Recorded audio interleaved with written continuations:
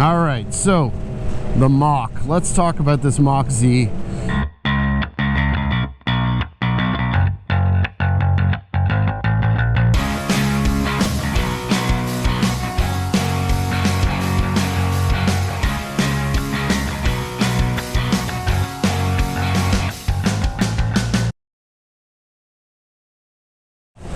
So I'm ripping again on the Mach today.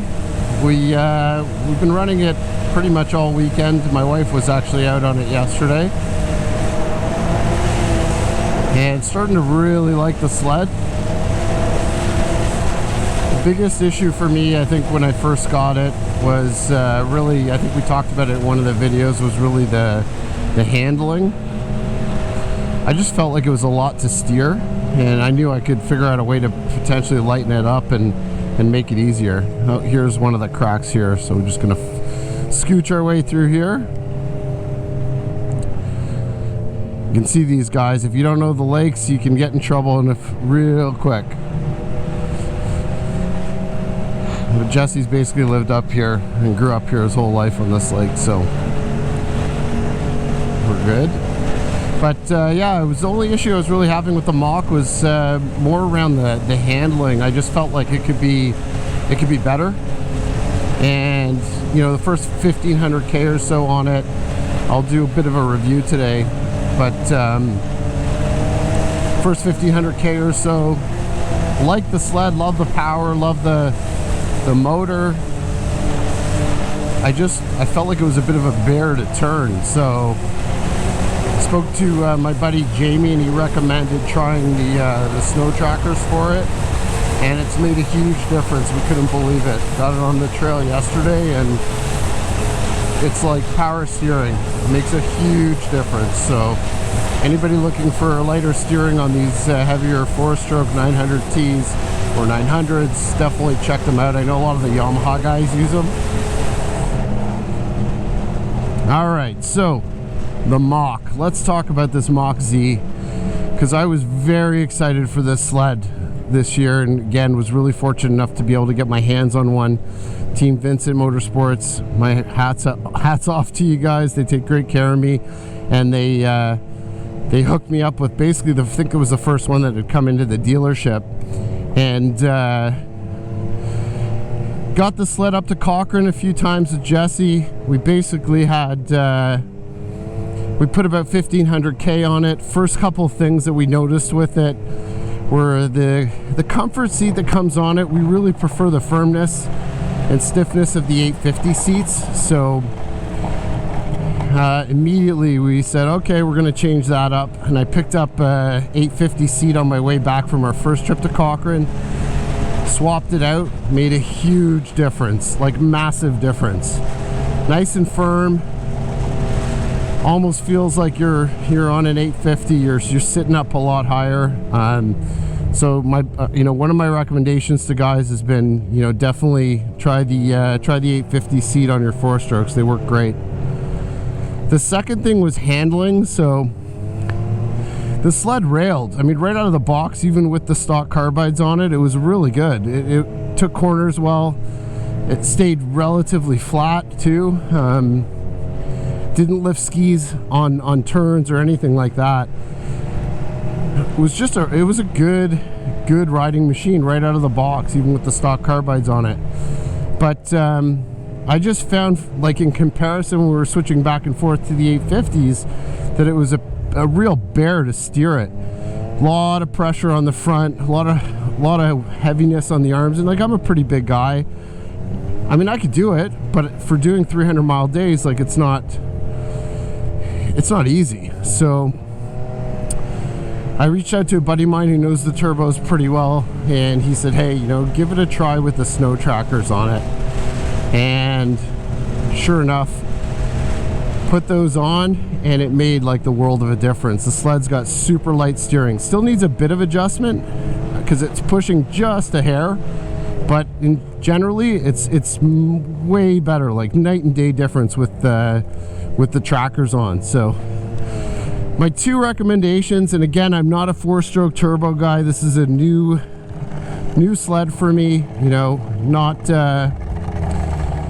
I'm so used to the 850s, so definitely it's, you know, that's what I'm learning with this thing, is just to get it again to kind of the way that I want it, which is to make it really as comfortable as possible for long ridings. My intention is going to be to use this on the saddlebag trips to Quebec and overnighters, the Northern Ontario running, and I think we nailed it. So I'm really pleased with it. I was honestly at the point, it was pretty much ready to sell the thing. What else can I say? So, speed. That's probably the biggest topic. I mean, yeah, I love the, you know, high speed. You definitely need it for like the big running in Quebec. Is it the fastest sled out there? Absolutely not.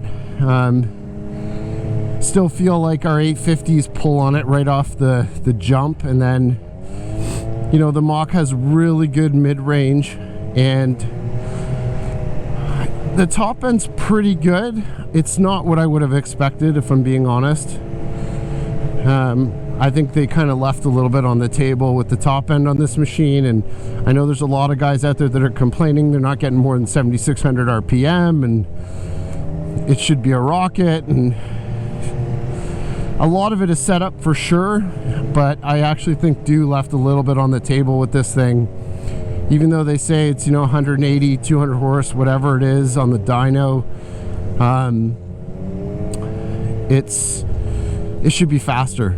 It doesn't feel as fast. And I think, honestly, with kind of the reputation of the Mach and what it is, I really feel like it should have been more, and it should have been unique. So not a disappointment, but it just could have been better. And the other thing that kind of annoys me is, you know, you make the Mach, it's a limited edition sled, but then they make the same thing, like you can order a 900 RXRS and it's basically the same thing. So I don't know, Skidoo has their reasons. I mean, I'm a marketing guy. I just feel like it really should have been a limited production that was the biggest, baddest, fastest out there, and it's not. Racing across the lake yesterday with Rich and his new XCR 850, he pulled on me every single time. Yeah, if it was ice, if it was perfectly flat and I had the runway, sure, it'd be great, and I could probably pull him, but I just would have expected more, that's all. So that's kind of my feeling on top speed, and I know guys are having challenges with them and they're not happy with them. They say they're turds. I wouldn't say it's a turd, but definitely just make sure your belt deflection's perfect. In fact, you run it a little higher. What I've noticed has been helpful, and you should get, you know, 8,000 RPM every time you hit it. Yeah, like mine just hits 8,000 like it's nothing, like it's perfect. The Smart Shocks, I think they work great just in terms of like adjustability on the fly. I love that, just being able to hit the button and it kind of adjusts the stiffness and the firmness of the sled. So I really like that.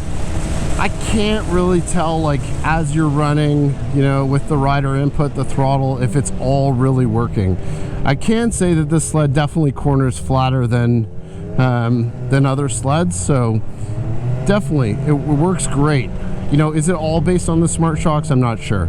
Tough to say.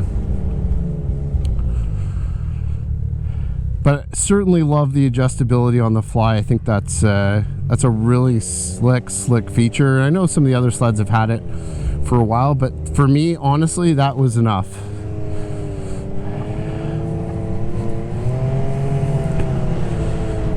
So I'm really starting to get used to it, and I'm riding it more than my 850 now.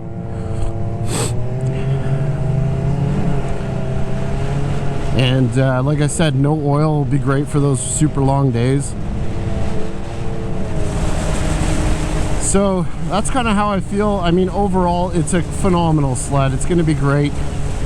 If you like that video, be sure to hit the like button and subscribe to the Sled Addicts YouTube channel, where we release content on everything snowmobiles. Also, hit that bell icon so you can be updated every time we release new videos.